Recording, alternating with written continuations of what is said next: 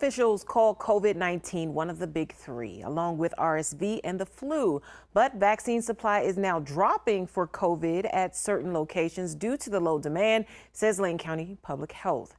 It's a trend that could impact children as businesses choose how much and for whom it will buy the vaccine. The county says the country's current political landscape around vaccinations, along with the price tag on the COVID vaccine, have led to uncertainty among private sector pharmacies around buying the vaccine. These vaccines are not inexpensive. The flu vaccine is pretty cheap. You can get it for, under $50.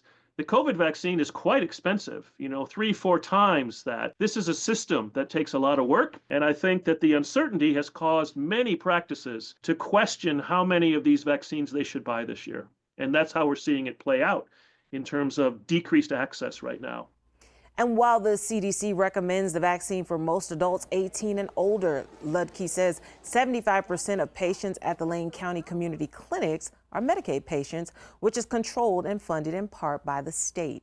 That means the county is following the West Coast Health Alliance's recommendations for the COVID vaccine, which endorses broad access to the COVID-19 vaccine for anyone 6 months or older. For those seeking vaccinations for children at local pharmacies and those without Medicaid, they'll face a challenge.